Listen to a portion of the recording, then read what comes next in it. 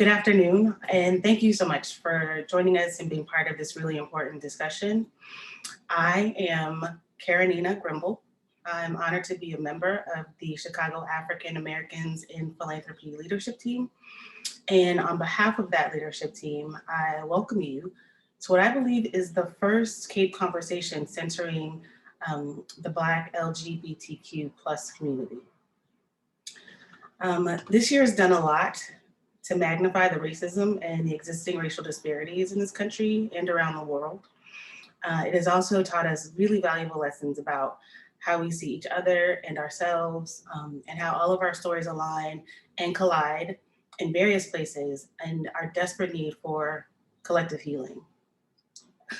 Today, we are going to hear about some of the realities of LGBTQ stories and the ways that organizers, advocates, and LGBTQ serving organizations are supporting and helping to heal the community.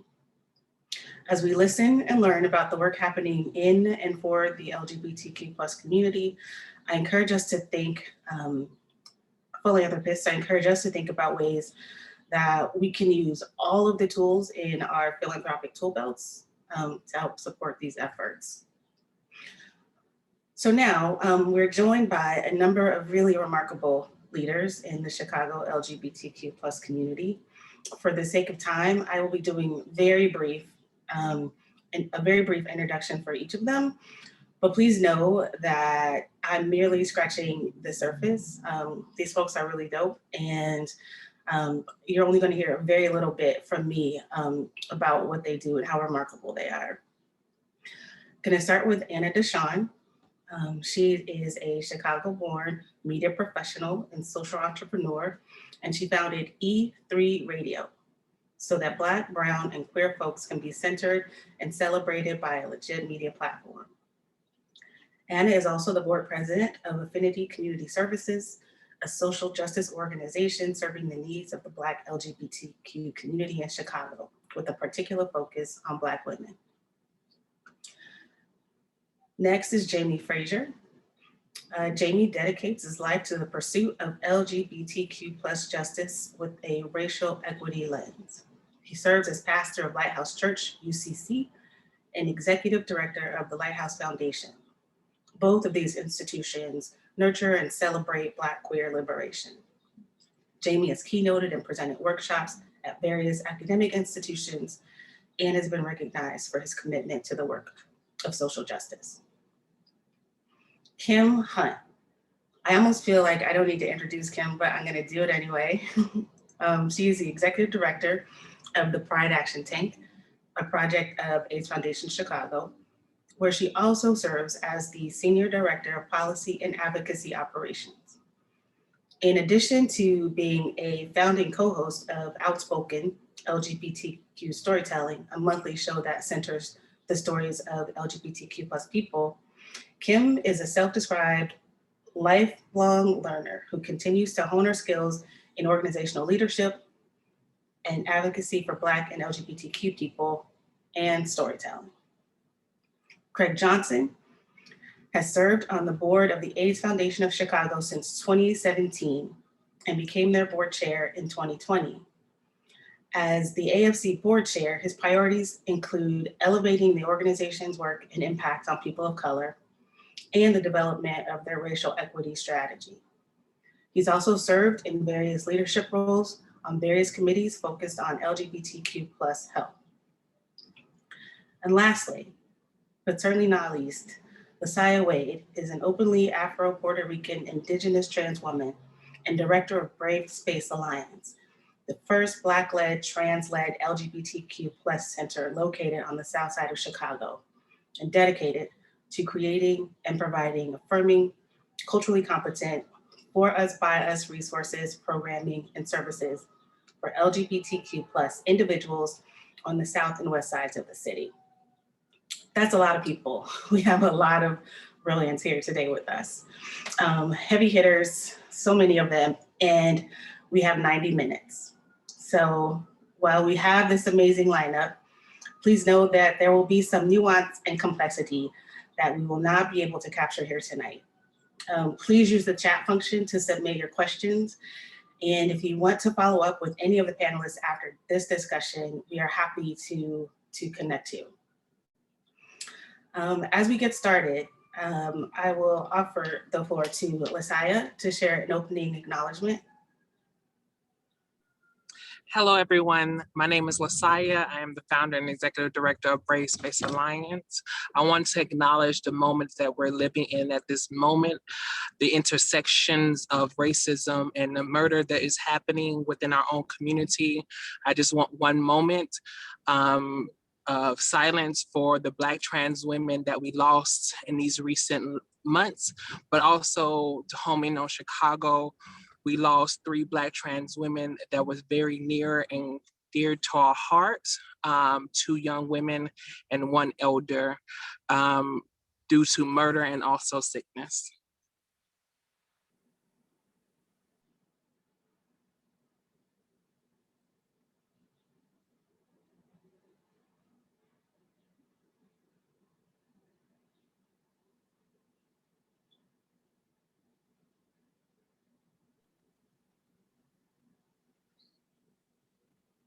Thank you, everyone. I do want to acknowledge the stolen land that we're on. And as we have this conversation, we break down the bounds and the chains that hold us to it. Thank you so much, LaSaia. So now we are going to jump into a discussion. We have a list of questions for each of the panelists, and we offer your questions as well. Jessica Dudley will be monitoring the chat box, so please feel free to share your questions there. So LaSaia, I will start with you with this first question. Segregation in Chicago has created and, I'm sorry, was somebody saying something? Am I missing? Okay. Segregation in Chicago is created and maintains communities that are divided along racial lines. And we know that extends to the LGBTQ plus community. With the vast majority of the Black LGBTQ plus community residing on the south and west sides of Chicago, can you share from your vantage about how you see the needs of the community being met?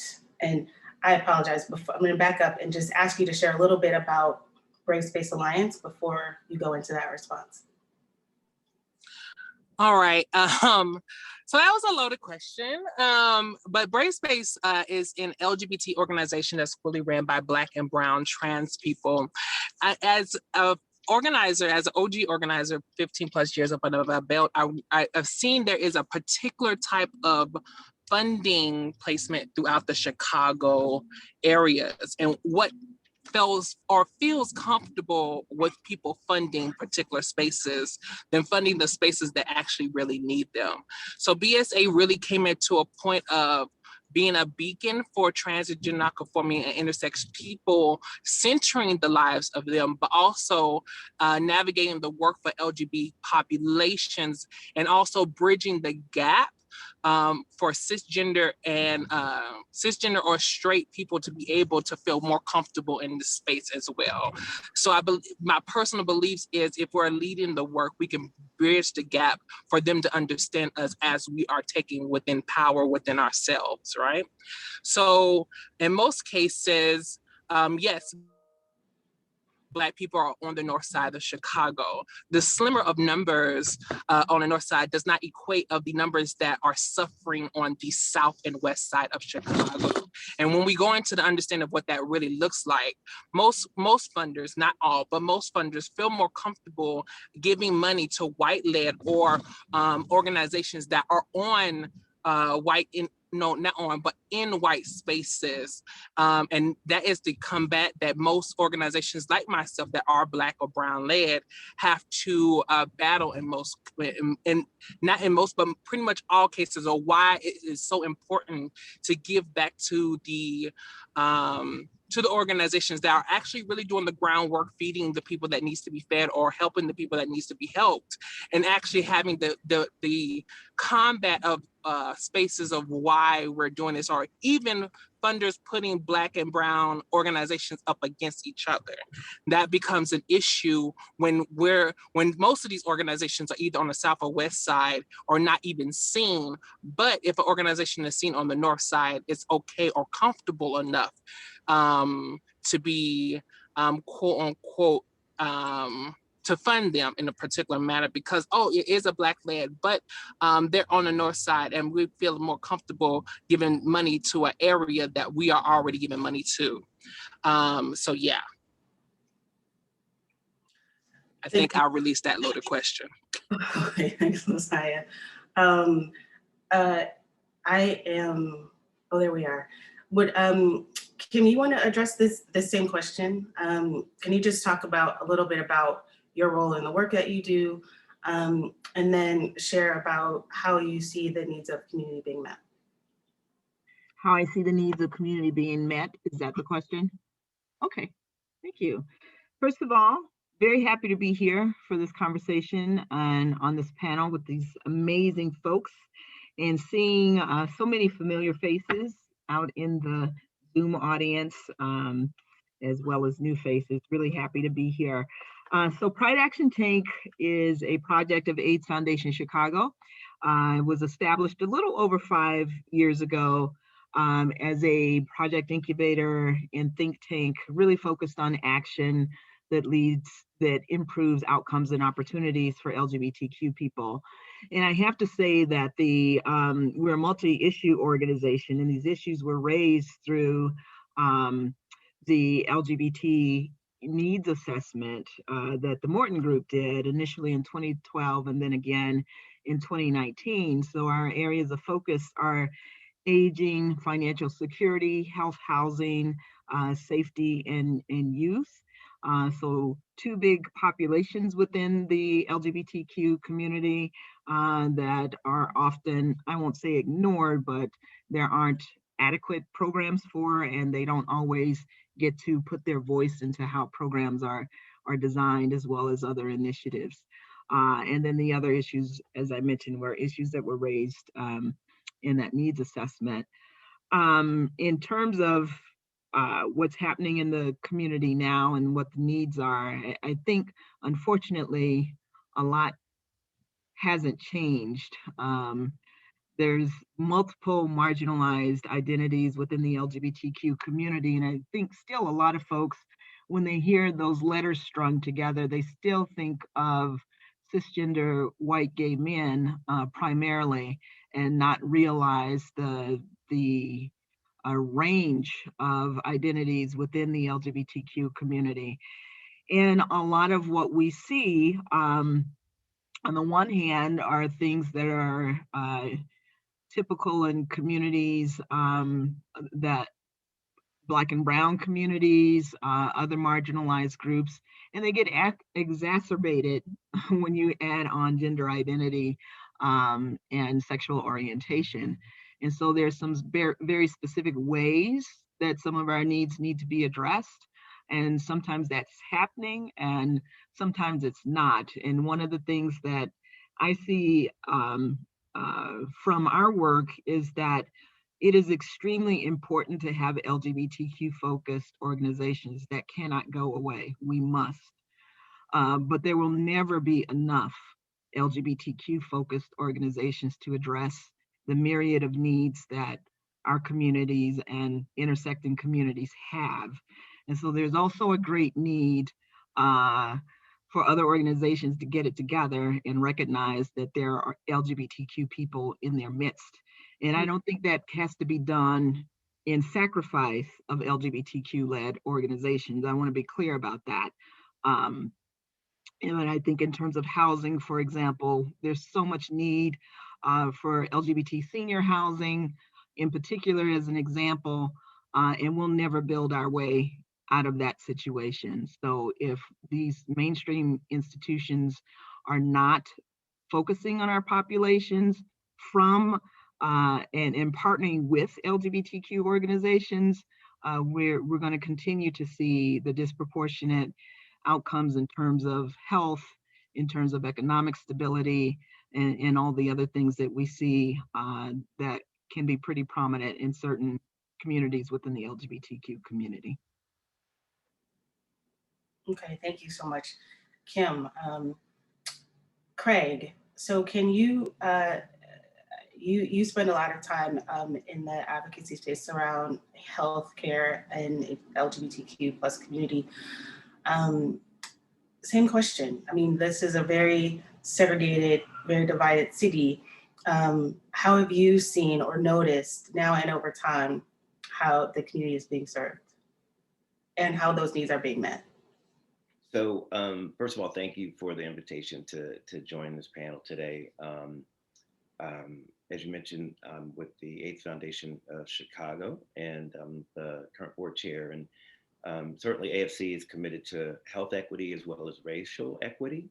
You know, and our mission is to mobilize communities to create equity and justice for people living with and vulnerable to HIV and other chronic conditions. And so when we're talking about HIV, we know, for example, in the city of Chicago, where, you know, the majority of the residents are folks of color.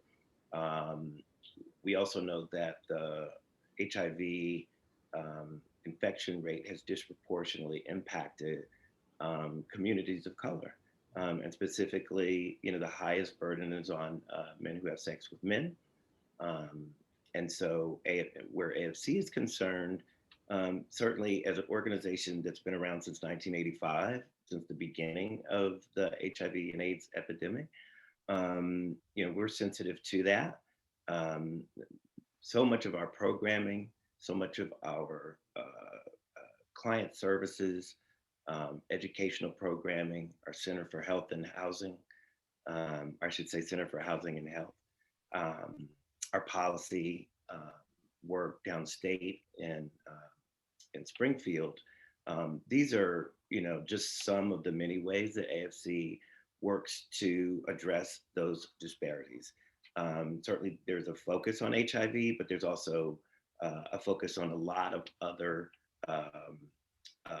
related social determinants of health and so on that impact the Black community and the Black LGBTQ community specifically.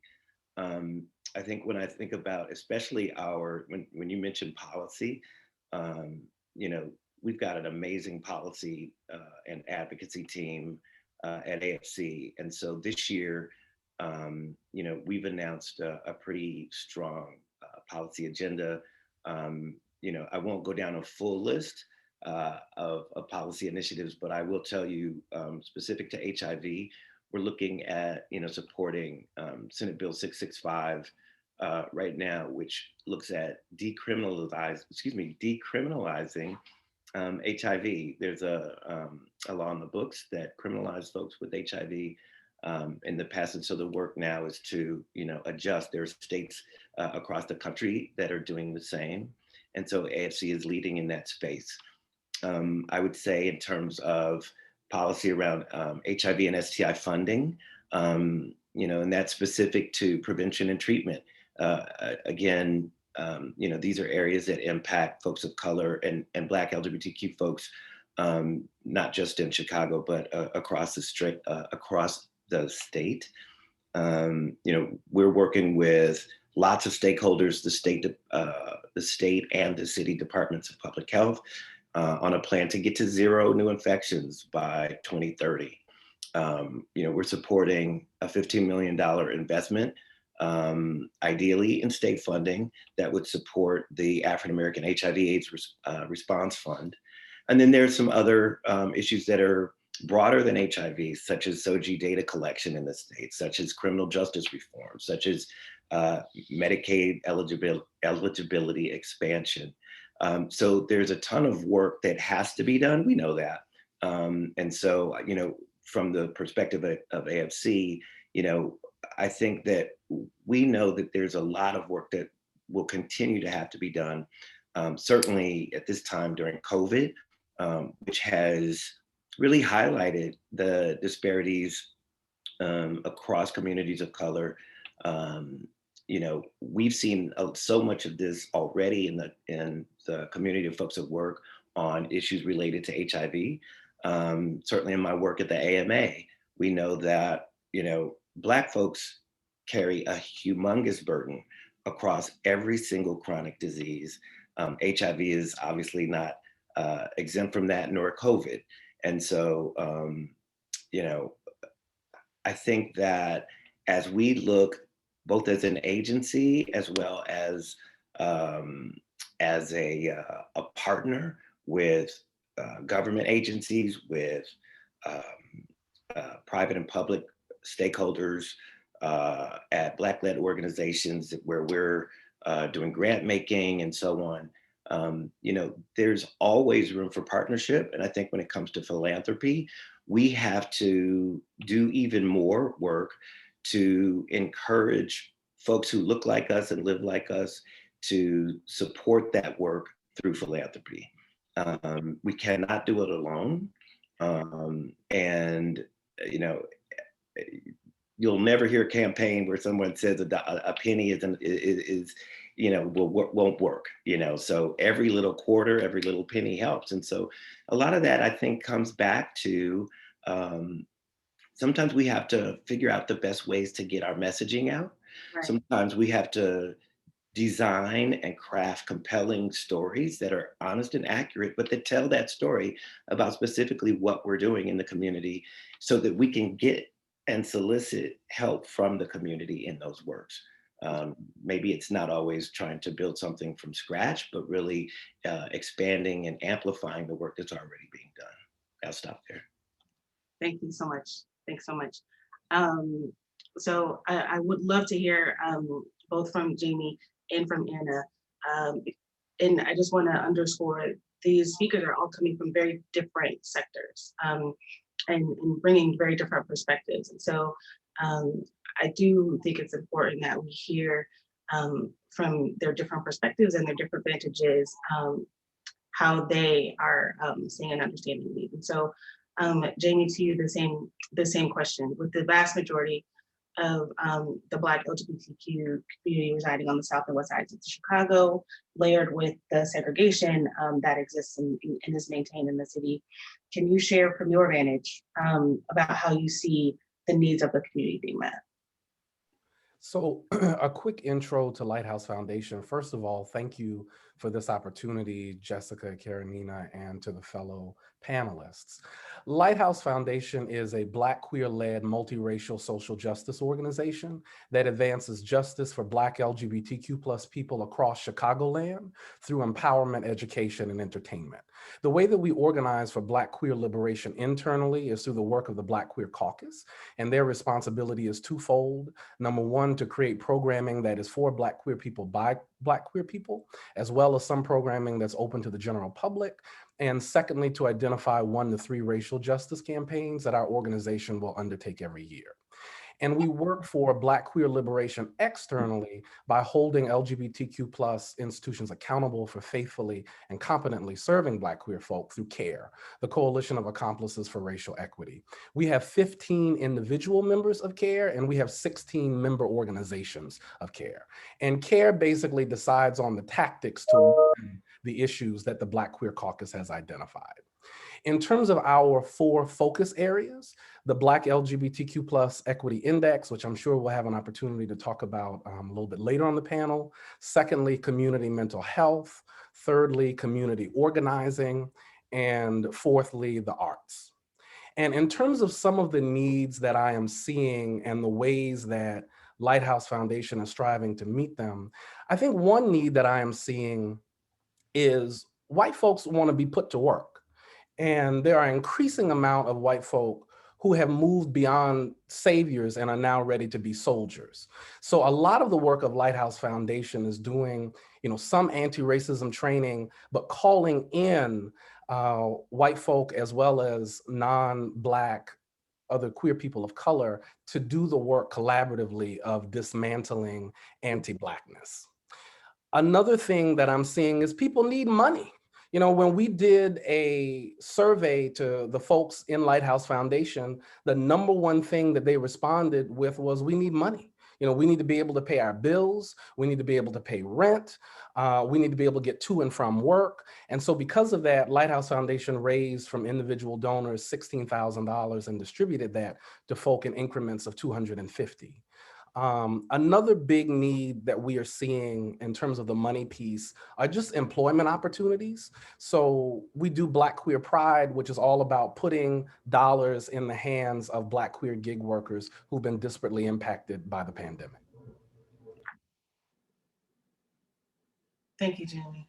And Anna, thank you so much. Yeah, no, first, thank you everybody who's joined us this evening after a long day and another Zoom call. I appreciate y'all's presence. Thank you, Jessica and Caronina, for the invitation. It is always an honor and I'm always humbled to represent Affinity Community Services. We are a social justice organization intentionally situated on the south side of Chicago, serving Black LGBTQ folks with a particular focus on Black women. And we are one of very few organizations in the country doing just that. And so it's always great to be on this panel to talk about that and amplify our work, because many people do not know about us or don't know that we exist. And so having the opportunity and visibility here means a whole lot to us. So thank you. When we talk about funding and philanthropy in regards to Affinity, I can sit here and say that I am grateful for the funders that we have, right? They have been longtime supporters of the organization. The funders we have are funders we've had for a decade, right? Who have stayed committed to the mission of Affinity, because we are not into changing our mission to fit the dollar or the grant that comes across our desk or the opportunity. That's not who we are, that's not who we've ever been, and that's not who we're going to be in the future. So our funding, our support, the reason we're here 26 years later is because of folks on this call, is because of champions that are on this call, people who choose to give every month to Affinity Community Services. It's not because, we've got some amazing $1 million trust, sitting on the back burner waiting to be used. That is not the case at all. We are here because folks decide, people who are making $30,000, $40,000 a year decide that they've got $10 a month to give to Affinity. And that's what sustains us. So I'm excited about this panel to begin talking about how Black philanthropy can give to Black LGBTQ organizations, because we need champions. We need people who are willing to say, I gave to a Black LGBTQ organization this month and not be ashamed about that, and be able to tell a few friends that I'm supporting some organizations. And I know that change happens because people are affected personally. I'm sitting here saying, I'm going maybe on a limb to say everyone on this call knows somebody who's LGBTQ. A friend, a cousin, a brother, a mother, a granddaddy, an uncle, you know somebody who identifies along the spectrum of LGBTQ. So then my challenge to you is, are you giving to LGBTQ organizations?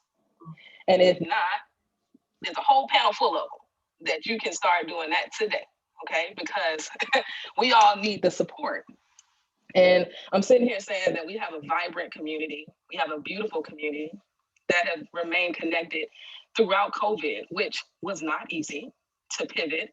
I'm sure all of us have felt that, but especially for small organizations.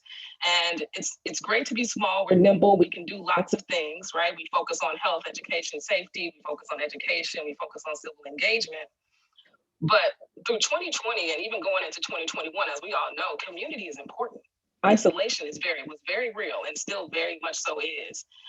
And our community, Zoom has been our friend. And we've been able to stay connected and check in. And I'm so proud of the work that we're doing. We've got Irma Stanley, who's tuned in, our program coordinator, who is helping to keep us all connected. And for that, I am grateful. So my audio kind of has echo. Okay, I'll take off the AirPods. Thank you, Irma. But I hope everybody got the message. I'm hoping everybody leaves here ready to give and ready to ask someone to give to one of our organizations, because we all deserve it.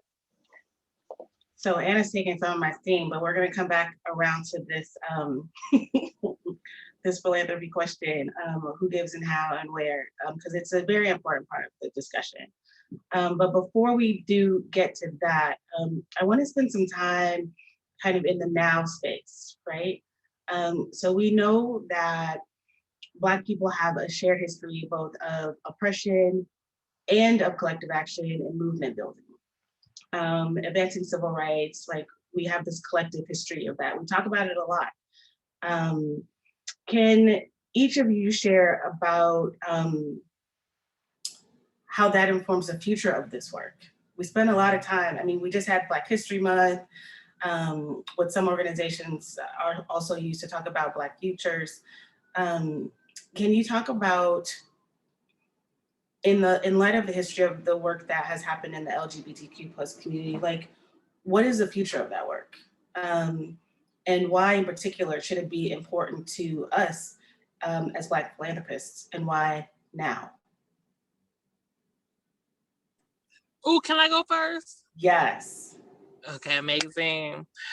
Yay. So we are history, right? We have multiple people on here that are history, Kim Hunt and myself and a few others.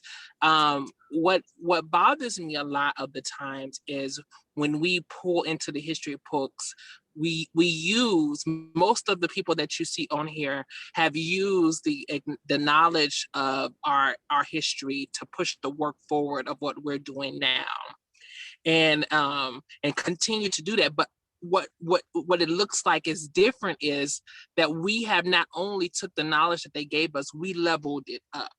And missing the simple facts that we are creating history right now, right? Black people, Black queer people, Black LGBT people are stepping in positions or are doing things that our predecessors could not do.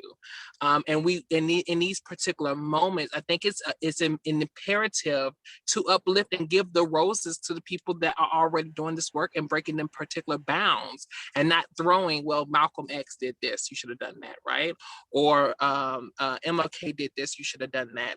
But not acknowledging that we had that thought process and combining that with the now type of organizing. I am more than ecstatic for the Gen Zs that are coming up from behind, that the millennials has like really trying to chunk that chain, but the Gen Zs are coming up behind and throwing bombs at the chain and saying no more, right?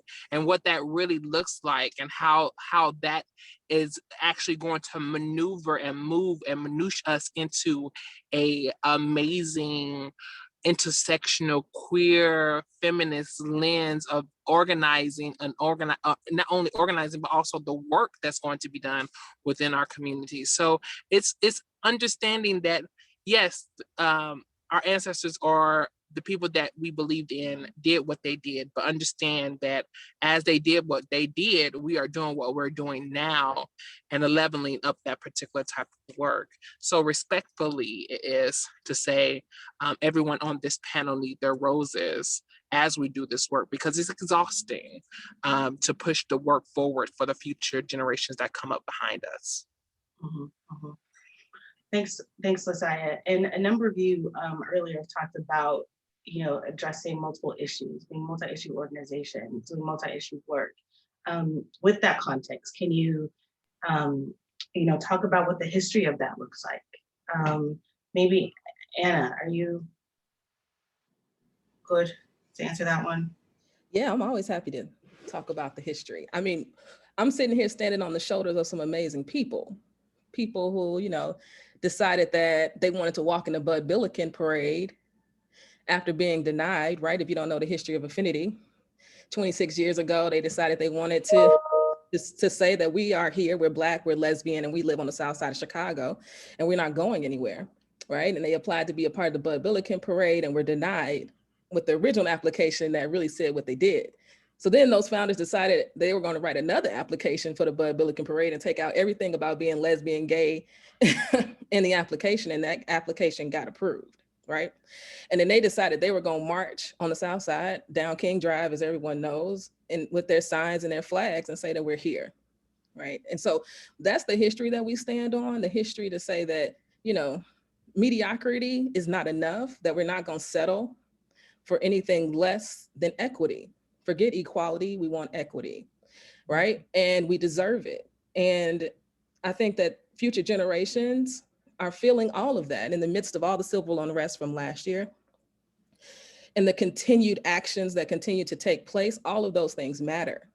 All of those things matter. And I feel like what they're going to say is, I'm not just going to pass by and let homophobia continue to keep my people and keep me in chains. Homophobia is the problem, the same way that racism is the problem. And I don't think that we talk about homophobia enough in the Black community, right? It's a word that I don't feel like comes up enough. And that's what I hope that my generation, I'm not done yet. I feel like I'm just getting started. So, okay, hello. I'm on the cusp of a millennial here. I hope that we are having these conversations so that future generations don't have to have the conversation, right? I mean, there has to be a reckoning with the Black church. There has to be a reckoning with the Black church around homophobia and how we're dealing with Black LGBTQ folks and how we are accepting them.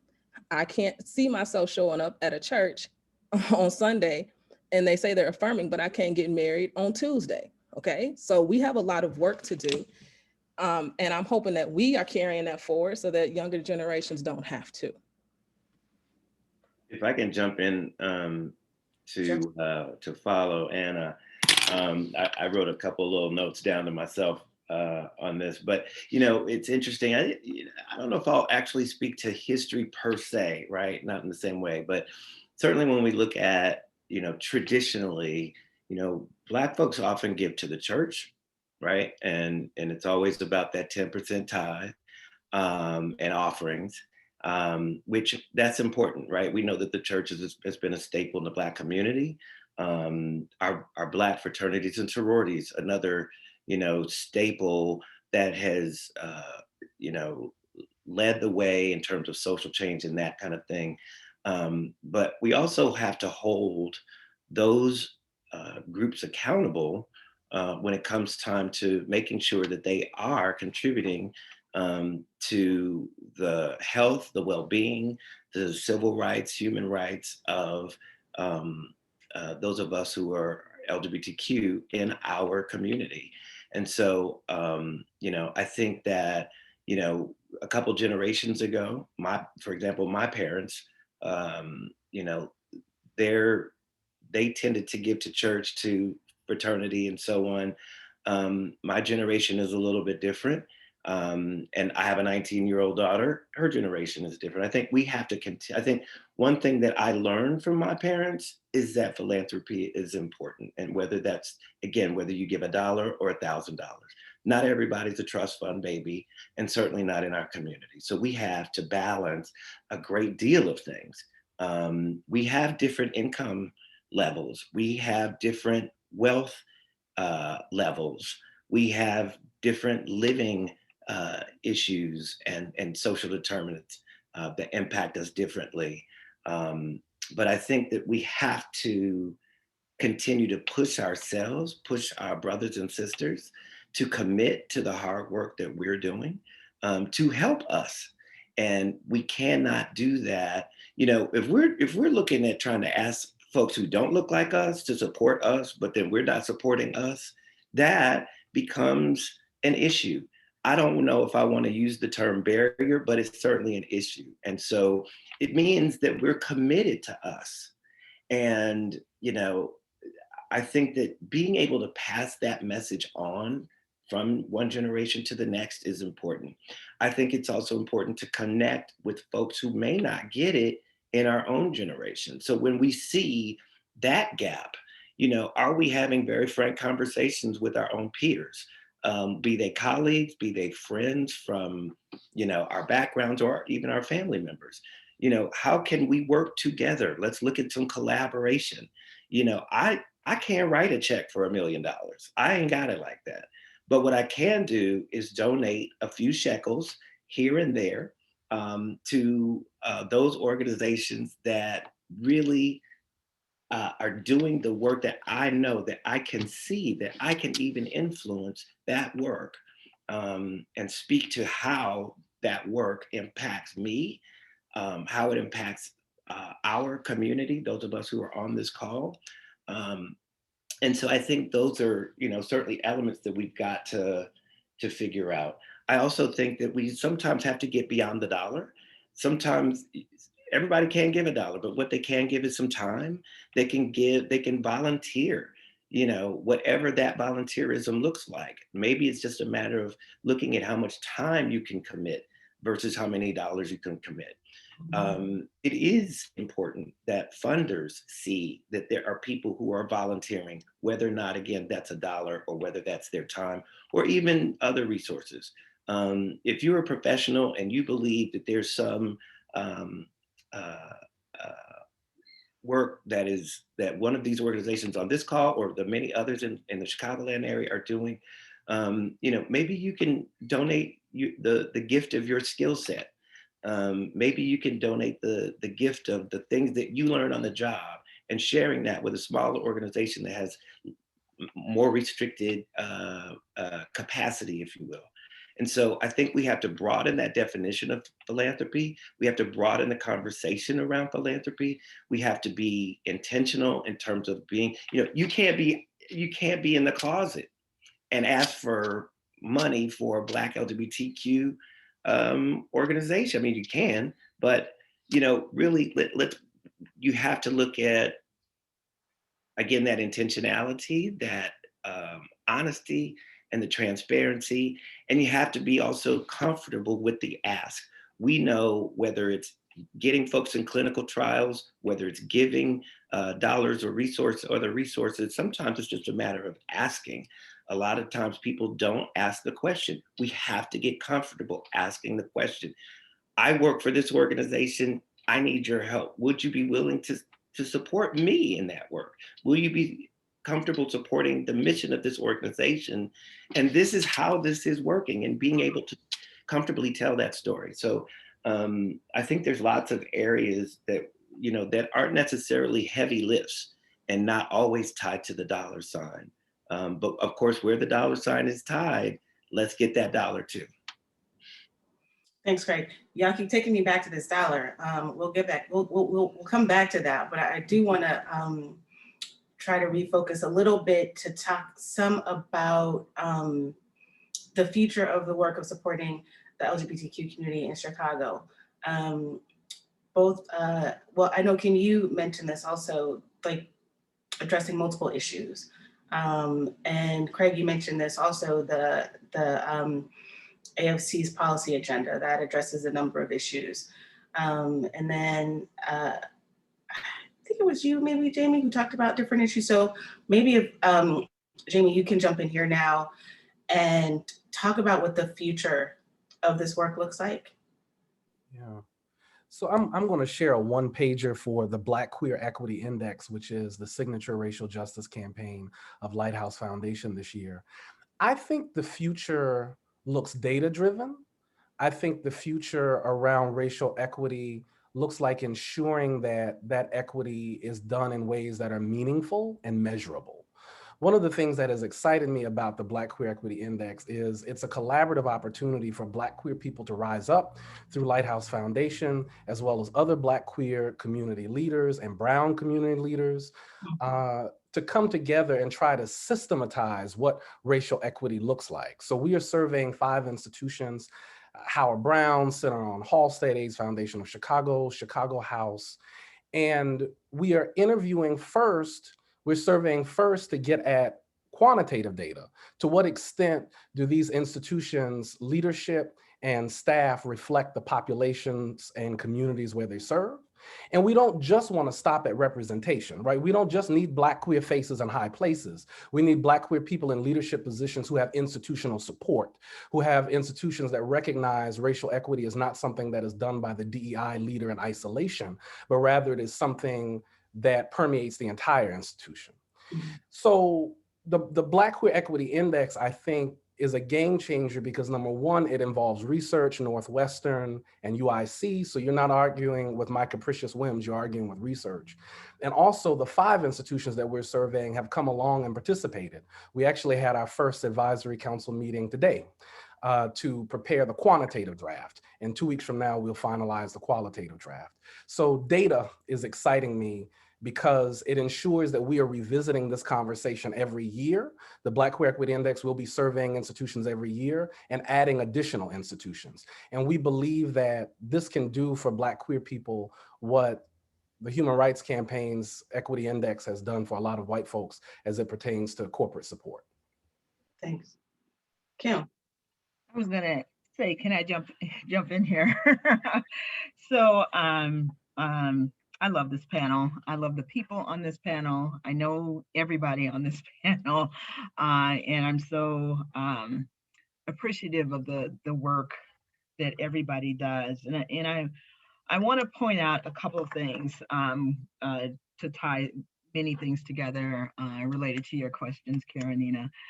First thing I want to say is being LGBTQ and Black is not a recent aberration. We've been here forever. So I just want to name that because, you know, there is a thought around Black folks not being part of the LGBTQ community. And we are very much here. In fact, there is a Gallup poll from a few years back in a recent update that indicates that Black people are actually statistically more likely to identify as LGBTQ than white folks. So think about that. And also, Black-led LGBTQ organizations have always been multi-issue organizations. It could never afford to focus on a single issue. And I never get the quote exactly right, but Audre Lorde, a Black gay person, talked about not having single issue movements because we're not single issue people. So there's always been that recognition that we have to do many things at the same time at the service of the people who need many things at the same time. I also want to pick up on what Jamie just said about data. And I couldn't agree more about the importance of that, both in terms of recognizing the amazing work of Black-led queer organizations writ large.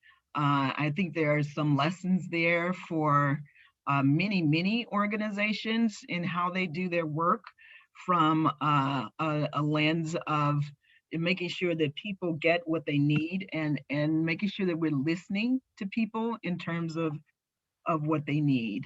And I think that data just becomes more and more important as we move forward. I also want to say that there are many ways that this work gets done, and they're all important. And I'm sure I'm the oldest person on the panel. I know Craig is right behind me, but not too close. In a couple of weeks, I'll be 59, which I find hard to believe myself. But in that time, just seeing so much change, and I love the way these new organizations are coming up, learning the lessons of previous and existing organizations, and then taking it further. So I think the future is a lot of what you see right now. There is going to be this reliance on data. And I also look at what's happening on the ground. I look at, you know, the pivots that Brave Space Alliance made at the beginning of the pandemic and throughout, and how that really was essential to saving lives, quite literally.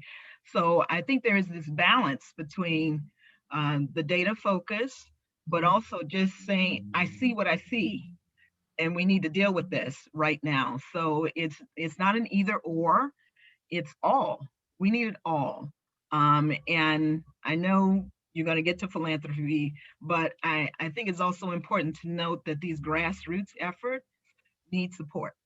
Definitely. That is that work on the ground is hugely important, and it's work that a lot of times philanthropy has shied away from. And I think it's important for this entity to really push philanthropy around the need to recognize the work that is happening on the ground every day, and not devalue that work or say it has to look a certain way.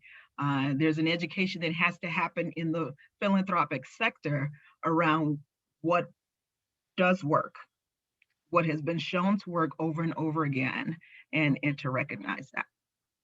You know, pass the mic back to you, Caronina. You didn't pass it, you dropped it, but thank you for that. So this is interesting. and many of you know, I used to be a program officer at Woods Fund Chicago. Shout out to Kelly. I think I saw Caroline. A progressive, really forward-thinking, forward-moving foundation that supports community organizing and public policy advocacy to dismantle oppression, racism, and poverty. And a lot of the way that we look at grant making, and I say we look at, it's present tense, I'm not there anymore, but I think I'm still part of the work. But we look at grant making in a way that is exactly what you mentioned, Kim. We don't live single issue lives, and so we have to have multiple issue fights. And a lot of the way that the Woods Fund supports that work is by finding those grassroots organizations and supporting those folks who are connecting with people who aren't connected to larger institutions. They're not connected to kind of mainstream or traditional spaces. And a lot of that work also looks like giving those grantee partners the space to create and craft their own outcomes. Like, what is it in your community that you need, and how are you measuring the success of that against the work that you're already doing? And so I think there are a number of foundations that are moving in that direction, but it doesn't hurt to nudge more to allow these communities who, quite frankly, are the experts in their own experience to be the experts in how to address the issues that are impacting them and measuring that and what success looks like. I do want to thank you all so much for these responses. And I do have actually just one more question, because we do want some time at the end for the participants here to ask questions as well. And so I will bring it now to the resource question. We do know that more resources are needed to support this work. We knew before this call, we heard you loud and clear. And we are asking as CAPE that all the philanthropists on this call really think critically about how you can incorporate support for this work into your portfolios. A lot of foundations fund certain issues or certain sectors or certain things. And as you've heard, all of these issues are impacting the LGBTQ community, often disproportionately. And so be creative, talk to some of these panelists, talk to some of your fellow program officers at other foundations who are funding and supporting in this space. Conversations, relationships, I mean, you all know that those are that's the bedrock of this work. And so please do think critically about what that could look like for you, for your portfolios moving forward. And so my last question to you all on the panel is, what else can we be doing? We know we need money, but what else? Volunteering, Craig, you mentioned that, absolutely. But what are ways that would be helpful for philanthropy to use our social capital? What would be your call to action for us? I have a couple of calls to action. The first call to action is simplify these grant applications. There have been so many times that Lighthouse Foundation has sought to apply to a foundation, and I'm looking at the grant application and I feel like I'm back in physics. Not only do I not know what the answer is, I don't even know what the question is asking.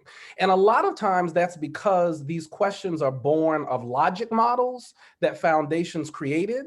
But the organizations that are seeking money from you, they didn't go through that 2-year-long process in which you laid out all those strategic priorities. So that's the first thing, simplify the application. The second thing that I would ask is, don't require us to give up our third born in a report. I want to lift up some examples of philanthropists that are doing this well. I want to lift up Leslie over at Conant Family Foundation. We were funded by them last year, and when it came time to re-up this year, they didn't require us to line up our children. They just said, send us your annual report, send us a document. We believe you. I also want to lift up Michelle over at Woods Fund, as well as Caroline and Kelly who are on the call. I think Woods Fund is really getting serious about collective impact and how we fund various organizations to stop working in silos, but to work collaboratively. That's what we need. I also want to give a shout out to Jane, Michael, Lizette, and Manny over at Crossroads, Crossroads Fund, they are the example of how to do this work well in terms of funding people, believing in them, supporting them. When Lighthouse Foundation started, nobody would give us money except God and Crossroads. And when we got that first $5,000, we thought we were rich. We were ready to stipend everybody and do the work. And the last, I want to uplift Field Foundation for being very serious in their application process about not just is the board president Black, but is the majority of the board Black? Is the agenda of the organization Black? I feel like they're starting to ask some piercing questions in the application process that I hope other philanthropists will follow suit in doing. I will add on to that, Jamie. I think those are great examples. In looking at Crossroads Fund in particular, and let me say, I have been that person at 10 o'clock at night trying to respond to an RFP, put an application together, because the real deal for smaller organizations, they don't have a development staff to work on this. It is the executive director doing everything. If they're fortunate, there's one or two other people. I'm now with a larger organization and have the privilege of working with a program development department. And even then, we sometimes scratch our heads about what is the question that's being asked here. So that is real on so many levels. Capacity building is huge, and not capacity building that is about, just checking off boxes, but about real growth for the organization. Folks, again, are spending a lot of their time doing the on the ground work in a smaller organization in particular. And it's hard to step back to look at those operational and organizational things that are required for sustainability and to establish an institution that can be ongoing. So that's huge. Examine the partnerships that you are funding. I'll say a lot of times smaller organizations are brought in to recruit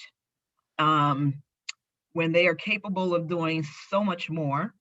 And if they're not a part of the decision making of how that proposal was structured or that program was structured, those are questions that philanthropy needs to ask. Philanthropy can be a convening space as well. I've experienced many opportunities to work with other grantees that have been so helpful around sharing experiences and lessons learned and other super important things. And then I think, more broadly, and this is beyond program officers, that whatever that percentage is that is actually given out from, is it 5%? Thank you, Mary. We can go a little higher than that. I know that IRS gives you a little protection for that amount, but there's more money that is being sat on that could go into community. And that is a huge structural change that has to happen. That is, beyond the program officers, but I think, this is advocacy, right? And this is definitely a leverage point for organizations like this. Yeah. And when that 5% was initially determined, it was, from what I recall, determined to be a floor, not a ceiling. And somehow over the years, it's become the ceiling. So That's these right. are really great. Thank you so much. Can I add a couple things? Can I follow behind that? Absolutely. You can follow Anna and then LaSaia. Cool. So I'll add a couple of things. One, for small organizations like Affinity, general operating is like a gift from the heavens. So if you can just keep the general operating coming, okay, because the work is enough. Existing is enough. Being is enough. And when the work is being done, general operating is everything. So keep that coming. And then I also say, our funders have been pretty good, but we've also come across a couple funders where the requirements throughout the year are taxing. Mm-hmm. So I'll talk about one experience. We have a funder, And they want calls every other week, want check-ins, you know, once a month, there's like a cohort call, there's another call. It's hard to do the work when we have to continue to have calls, when we have a small staff, you know? So I'd say general operating, step back on the requirements throughout the course of the year of the funding, and rather maybe come visit instead, or find another way to determine if the work is being done that, you know, that you all are supporting. LaSaia, off to you, sis. Thank you. I think another important piece is blind trust. It's a lack of trust from, and we know the power dynamics in most cases. If you've seen the work being done, give us more trust in that the work and the reports that you're asking for requirements will be handed into you the way that you're needing. Most of the time it is the jumping through 26 hoops for $5,000, and then and then that last final question is, how can we trust you? That's like a bullet through the heart. And explicitly, when most of our organizations have proven the work that we do is dedicated to the ground and advocacy and activism work that we automatically do within the work that we do, right? So that was a word jumble.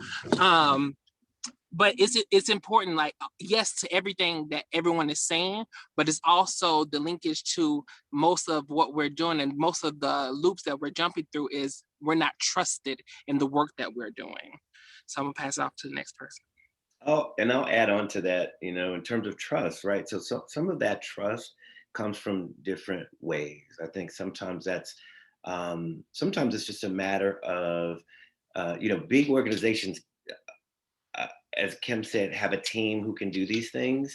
So I'm acknowledging that when I say that, because I do know that significantly smaller organizations don't always have a full team to be able to help build these things. So one, I want to say, is messaging and communications, and always updating our story, whatever that story is. How are we telling our story? Are we even telling our story? So beyond, you know, completing your report to funders, right? So are we telling our own story about the work that we're doing, the impact that we're having, and doing so in a way that's compelling, and knowing that, you know, the visitors to your website, the readers of your application, the folks who are writing the checks, they want to know, what are you doing with the money? What are you doing with the resources that you have? How can you come up with new, innovative, but compelling, again, ways to get those messages out there? No, you know, you don't want anybody to come to a janky website, right? Because that's a quick way to either turn someone really on and empower and energize them, and to get them to get behind your work, versus, you know, saying, well, I came here, I don't have, you know, someone's phone number, or I don't know people associated with that organization. I got 5 seconds to pop on this webpage and try to learn as much as I can so I can make a decision about how I can support or what have you. So I think messaging and communications are key. Again, when you can do it, do that work, and do it in a way where you're controlling your own narrative. And always, each year, whether it's annually or what have you, always continue to improve that message. You shouldn't have the same message strategy that you had 10 years ago. And so, you know, hopefully those are things that, because those also are things that help build your own capacity, as well as the capacity of learning and exploring from the visitors or from those that you want to work with. I also want to add on, diversify funding where you can. If you are getting one major grant and that's your budget, then, you know, most successful business models, especially for nonprofits, you know, and social service organizations, you can't just depend. I get it. When you're small, you might only have that to get you started. But again, when you know that you're doing well and you're getting those grants more and more, you're developing more and more metrics. How are you telling that story? How are you building those metrics? How are you demonstrating your impact? And I think sometimes that can be a shortfall if you don't. And if that's not your bailiwick, that's okay. Make sure you find someone who can help you with that. Again, there's lots of folks in the Black LGBTQ community who can do this work, who will actually volunteer to help you with it. Again, sometimes it's just a matter of asking, but it's something that you have to commit to in terms of self-improvement, organizational improvement and development. And then, of course, all of these things, everything that we're all talking about, it all comes back to trust and relationships. So to go off on that tangent of trust, it's about relationships. It's about being able to say, you gave us this money, or we can say, we got this money from so on. We're using our messaging to tell our story, but how do we build on that relationship? Always being open to figuring out, okay, what's coming? Where's the trend heading? We know the data is short. SOGI data collection is terrible. So we know there's a lot of efforts to improve that, but we also have to tell that story in every capacity that we work in. This is key to future funding, to the future success of our work, and to the future impact of our work. Because if we don't have the data, we can't tell the story, and certainly not in a way where it invites folks to support us, whether, again, that's from a financial or a volunteer angle. So I see one hand.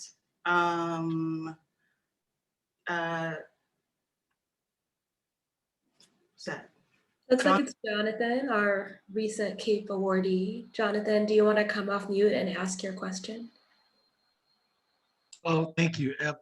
More of a, not necessarily a question, but just an offering from Civic Lab.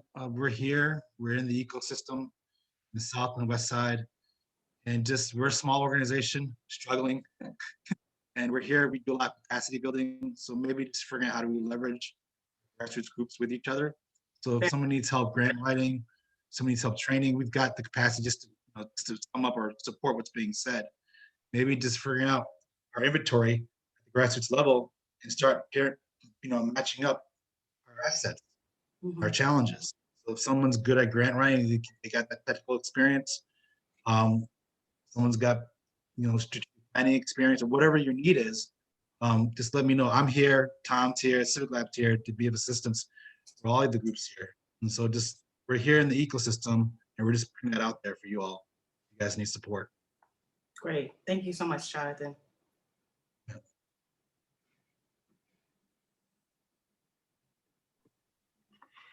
Can I just pop back in on that last question? And thank you for that, Jonathan. I'm a big fan of Civic Lab too.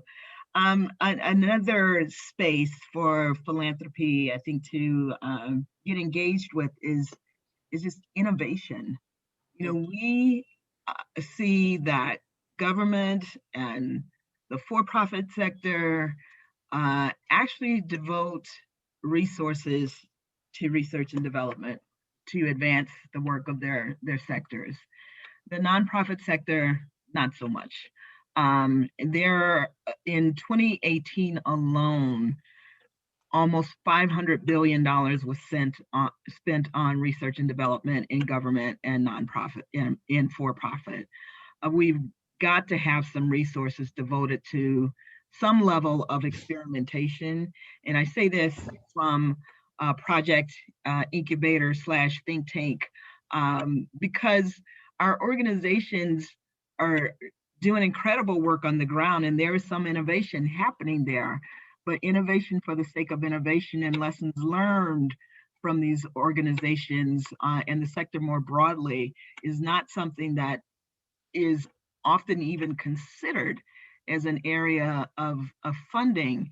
And there's just so much happening in terms of successes on a smaller scale that could be taken to scale at a different level with modifications, of course, in different areas. But folks are doing amazing stuff. I keep going back to stuff that's happening at grassroots levels and within other organizations too. And that is something that also needs to be looked at as an area of funding and philanthropy for nonprofits. Got it. I Thank you want for raising that up, Kim. Go ahead, Jamie. I wanted to just throw out this point really quickly. I would love to see a foundation say, we're going to shell out $150,000 for a director of development full-time, and Affinity, Brave Space Alliance, Lighthouse Foundation, Chicago Black Gay Men's Caucus can avail themselves of that resource. It isn't just about giving us more money, it's about positioning us to receive more. And if we don't have the grant writing skills that are needed, then people are pouring out all this money, but we aren't able to get it. And so I really would like to see a commitment from a foundation to do something like that. And I'm going to name a foundation, Chicago Community Trust, where the money resides, where the money resides. I want to see this kind of ingenuity to attract even more resources in a way that's catalytic. And I want to piggyback. I've been really pleased with a couple of our funders who have offered up technology support and enablement for us. And as someone who comes from a tech background, we need that as we begin to think about what it means to open up our space again, right, with COVID. What does it mean for us to have hybrid programming at an organization with, one employee right now, and eventually we'll have two? So what does it mean when a lot of our constituents are 60 plus, and even after they get a vaccine are still kind of uncomfortable about being in spaces with a whole bunch of people? So organizations, we have to begin to think about what the future looks like and what our new normal is. And our new normal is going to be maybe 20 people in a room, if your space is large enough to accommodate that with whatever COVID regulations we're under, and then having a virtual extension. Right? So what does it mean to have a virtual extension? What does it mean to have a camera in the space that is still allowing everyone to feel safe and comfortable, but everyone can be heard in this space so that everyone who's on Zoom or virtual feels like they're still there, and it's not an experience that I kind of thought about. It's an experience that was intentional. And we have the equipment, the tech, the capacity, the resource to run it, right? And just because an ED is not coming in with mad technical experience, that is not what they're being hired for, right? So we need capacity for that. So I also want to throw out technology, enablement, innovation, piggybacking off what Kim said as something to keep in mind, because we're going to need that desperately. Got it. Thank you so much. If you have questions, please feel free to raise your hand, either like this or using the raise your hand function. Oh, there's one. Saria, is that how you pronounce your name? Hi, yeah, no, you pronounced it perfectly. Thank you. My name is Saria. I'm the ED of Masjid Al Rabia, which is a small nonprofit in Chicago that works to provide spiritual support for marginalized Muslims, specifically Black Muslims, LGBTQ plus Muslims, disabled Muslims, and currently incarcerated Muslims. I just wanted to say I love and relate and everything. I love and relate everything that has been said today, especially from Kim and Jamie and Anna and LaSaia. And I just want to put that affirmation out there. And Jamie, Kim, Anna, LaSaia, if y'all are looking for someone to mentor, let me know. Okay, I'm gonna put my email in the chat. I got you. My question was, what do y'all feel like are the next steps for not just Black and queer and trans liberation, but how to include disability justice into that, and justice for incarcerated folks as well? Thank you. I like that question. I think it's something that's already I can only speak of our narrative. It's something that was already built into the work that we do. I think it's something that we clearly, intentionally look at, and how can we bring more people to the table and be intentional around listening and homing in that work and what we're doing, because we're ever so we're ever so evolving and making sure like the word is accessible to read, as though it's not blotted language, or we have multiple accessibilities to the space. We have a disability person that's able to be on the board, that holds the intersections that is required to be on the board as well. So it's an intentional thing that it's stepping, that BSA automatically does because of the way we see that the bridge needs to be built. If the bridge can't be as strong as it needs to be unless everyone's voice or hands are on it, right? So it's something, and explicitly a person that's ADHD or I don't normally say this, but dyslexic, it is important and imperative that not only I get what I need in the space, but everyone else is able to talk about what they're needing in the space as well. So it's a at home feeling that BSA makes sure it feels.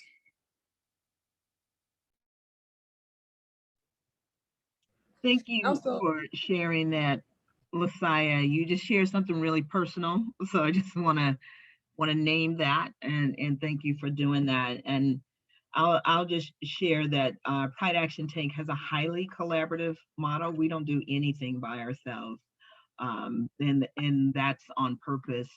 So we partner with a number of organizations. I think there are other organizations we should be partnering with. So you raise something that while we have partnered with various groups that include those populations in some of our work, there are areas where we could do better at that.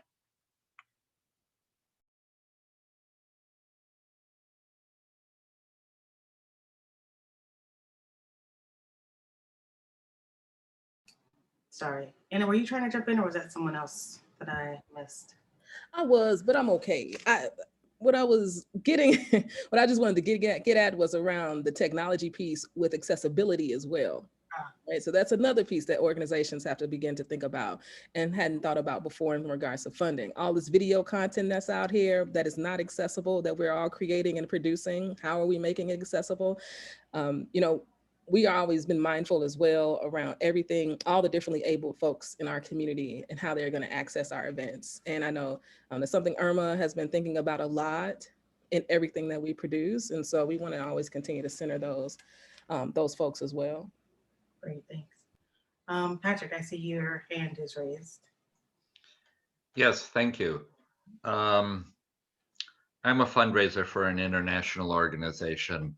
I'm not going to tell you which one, it's irrelevant, but I'm also a donor. And I'm Native American on my dad's side.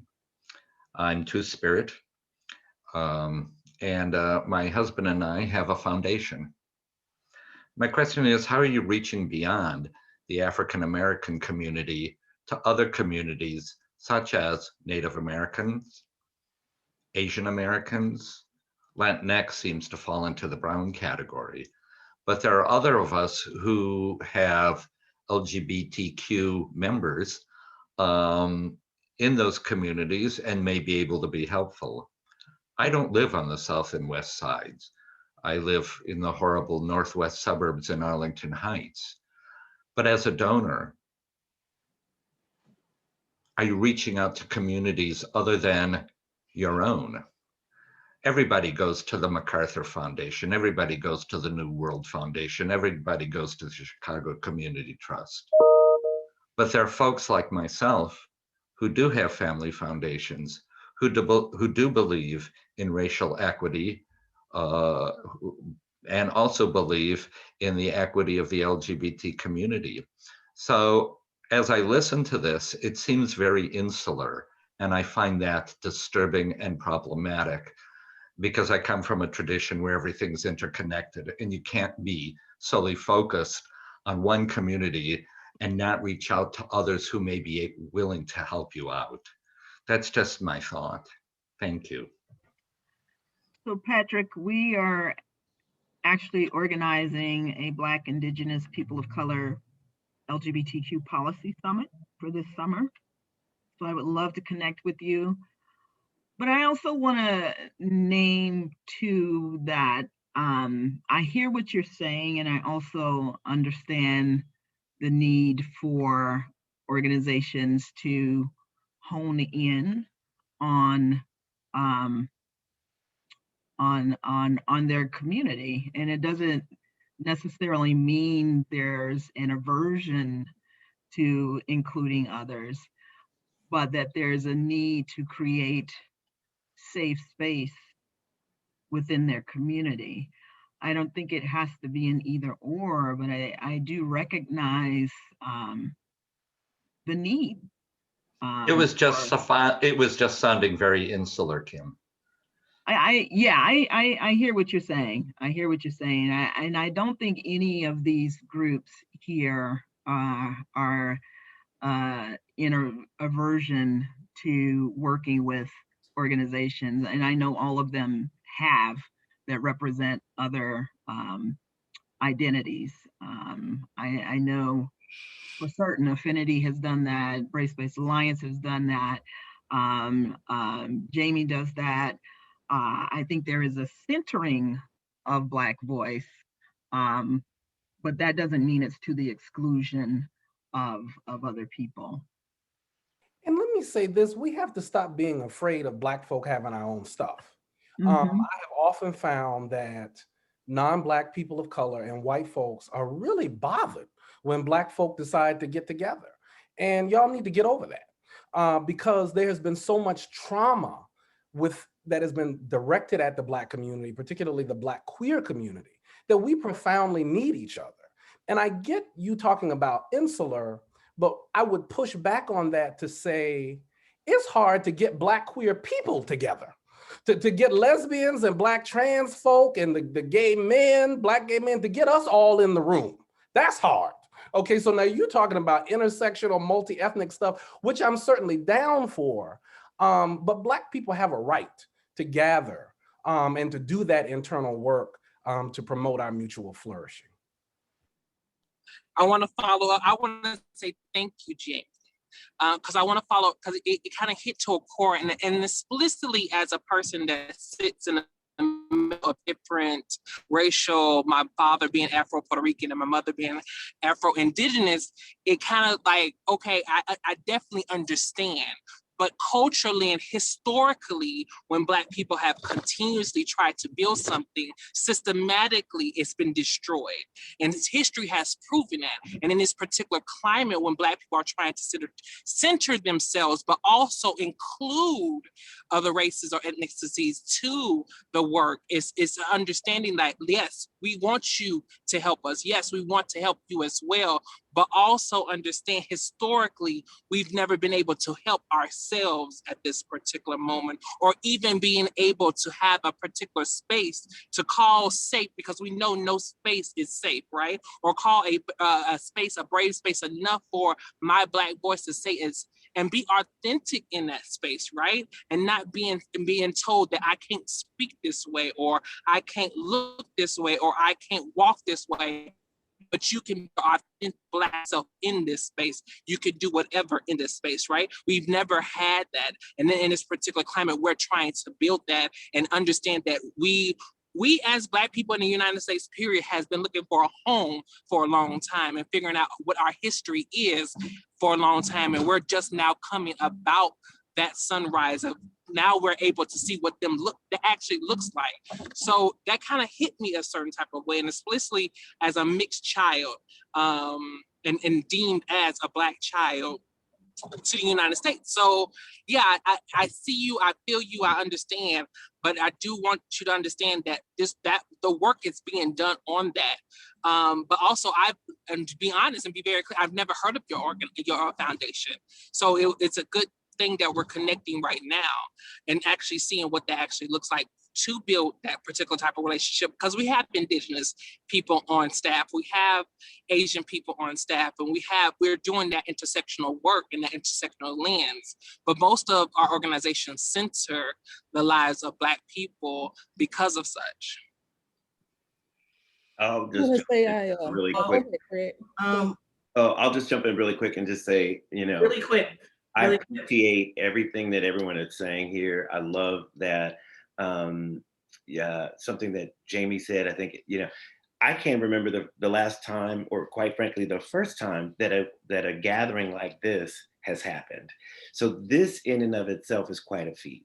And so I think it's important to, even just acknowledging that and just knowing the history of kind of how we've come to this place, and even some of the issues that get in our own way in terms of getting together and appreciating the diversity and the opportunities and the innovation that lies within specifically the Black LGBTQ community, right? So this is about Black LGBTQ philanthropy. But I also think, and I don't think that there's anyone on this call that doesn't doubt that, there's room to grow, room to go outside of this space and get money. I also think that there's certainly a demand or a need, I'll say, Patrick, for, I would love, for example, and I know time is getting short, but, at some point, I would love to even flip that question to say, how can your family foundation meet these organizations where they are, hear the stories, understanding and acknowledging the history and kind of our road to today, and actually then say, we've got resources, how can we help you in that effort? But not doing so with that openness and with that willingness and with that commitment to meet this group of folks where they are, and the commitment to move forward together, but without kind of the blame or the concern that it's really insular. Because I think being insular, we have to have time to be insular. We have to.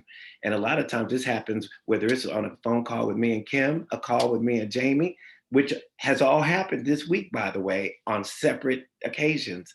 And so I'm loving this. And so I do think that a lot of organizations, foundations, what have you, donors, individual donors outside of this circle must begin to at least see the need and the need for us to have the space, but then also see it as an opportunity to say, how can we come into your space, meet you where you are, and get you to where you need to be, and really being proactive and again, innovative in that process. All right, guys, it is 5:30.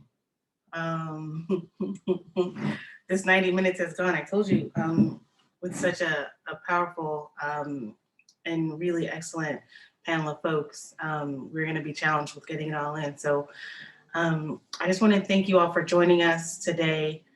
Thank you for listening. Thank you for hearing. Thank you for sharing. Want to thank our amazing panelists. You guys were awesome, super remarkable. We are grateful for you and for the time that you've spent with us today. We will leave this open for a few minutes because I know that there are a number of things that have been placed into the chat, email addresses, links to websites, those kinds of things. And so we'll leave that open for just a few minutes if you want to look through that. Jessica, any last minute housekeeping things? Thank you so much for joining us tonight, and just know that this is the first of many conversations we're hoping to have. So we hope you'll continue to come to CAPE events so that we can continue to dig into this conversation and make sure that we're building solidarity around this issue. Thanks, everyone.